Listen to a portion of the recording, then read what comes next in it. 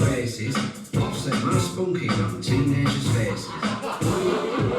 I said I'd write the song to get rid of his ghost. Then he told me one more time what bothered him most. It was sexy kids made Jimmy Saville do what he did. He got them in his rolls and fingered their holes, then gave charity a load of quids.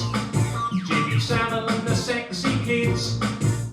Marvellous, marvellous, just don't tell your mother.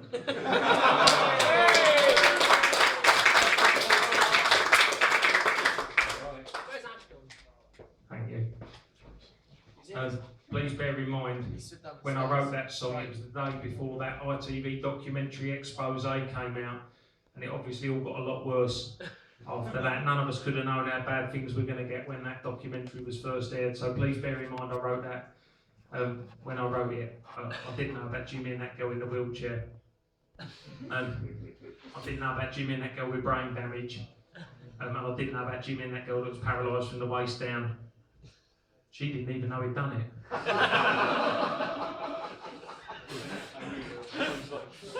That was just a joke. I mean, not for her, obviously, or the hundreds of people. I have to say, the Operation U-Tree investigation's been very kind to me. It's given me a whole new fucking lease of life with my career. I was finished. I had no fucking new idea. I mean, obviously it's not been great for the hundreds of people who got fingered by 70s celebrities, but for me it's been fucking brilliant. Every cloud and all that.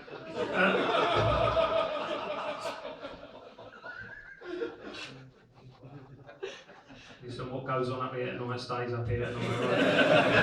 Right? This next one is one for the ladies that are still here tonight. Nice to still have you with us. And this is off my new album, Japs on My Tunes, and this is as close as I'm ever going to come to writing a Mike Lee style gritty kitchen sink drama in a song. Sorry.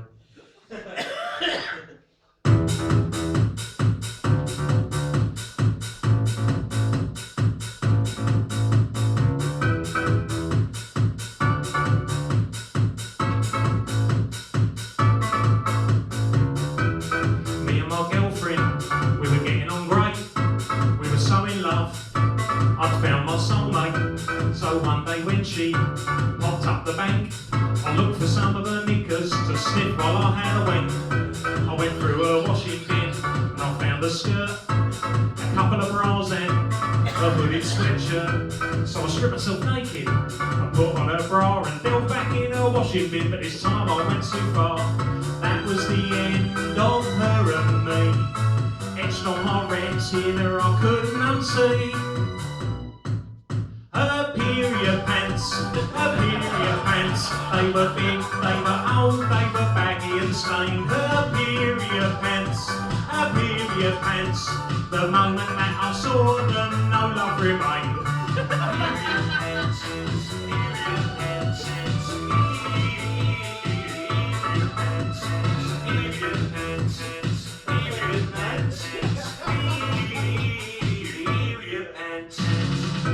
Next thing I know, she's caught me in the act. She forgot her bank card and had to pop back. She was crying and screaming. She wasn't best pleased. I said, "Do you think you're grossed out? What the fuck are these?" What I found there, you wouldn't hang on the line. It was an old friend of hers, but no friend of mine. Her period pants. I knew that our love had ended that day. Her period pants. The elastic had perished and the lace was all grey. Her period pants. Round my mans there'd be a duster, it's a matter of pride. Her period pants. The moment that I saw them was when our love died. She wears them with a menstruating fanny inside. It's the jammy old gusset that I couldn't abide. Thank you very much.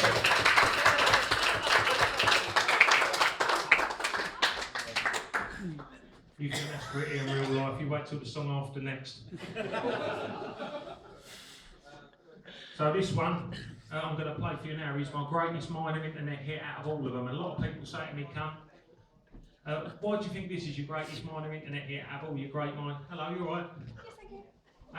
Why do you think this is your greatest? Just about to play my greatest minor internet hit out of all my great minor internet hits, alright? So you've arrived at an opportune moment. Don't be shy, go forwards. Now, a lot of people say to me, Kunt, they say, why do you think this is your greatest minor internet hit? And I think this is because this is a song that means the most to me. This dates back to a day in the early 80s when I was a little boy. My granddad picked me up, he put me on his knee and he said to me, Kunt, he said, I'm gonna...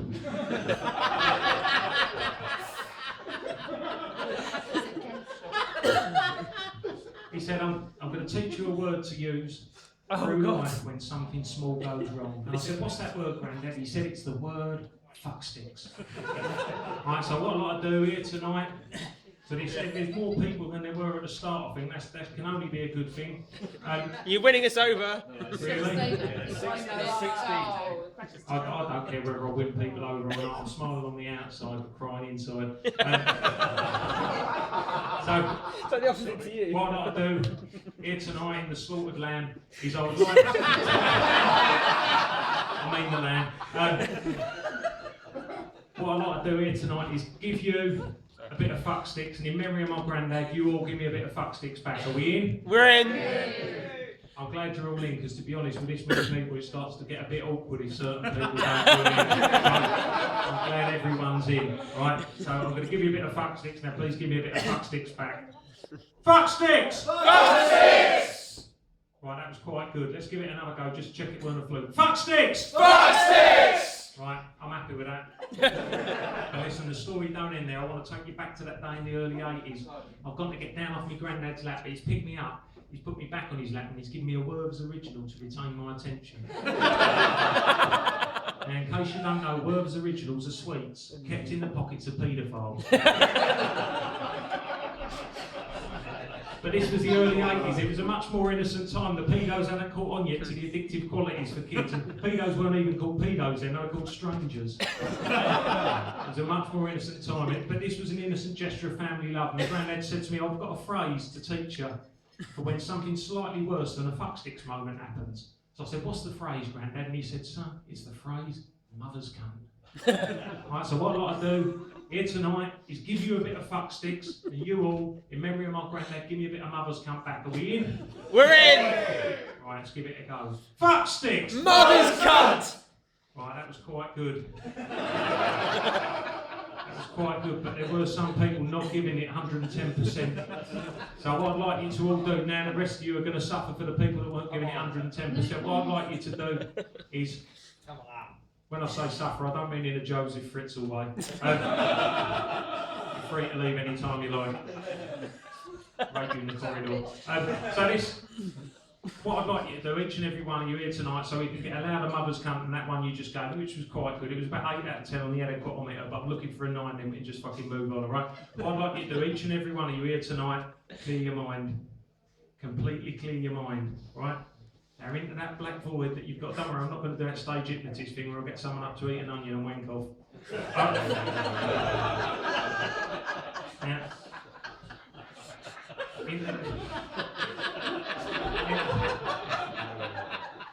into that black void you've now got there, I would like you to place the biggest, hairiest mother's cunt you could possibly imagine, right? I'm talking about one from a 70s Reader's Wives magazine. Tim, you would know that, being 50. That's your formative years. The one that looks like a strip of black shag pole carpet from her belly button round to the base of her spine. That's the one. There's his name nowadays, the Susan Boyle. Now, just in case you're uncomfortable picturing your own mother's cunt, as most of you are just about now, don't worry, I'm going to selflessly offer up my mum's cunt in this place.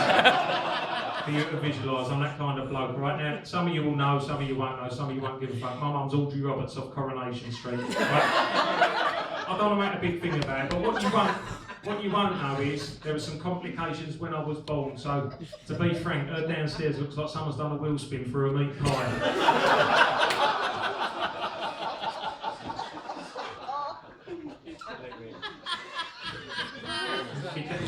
My dad said it weren't up to much before I was born. Apparently you used to look like Justin Collins blowing a raspberry.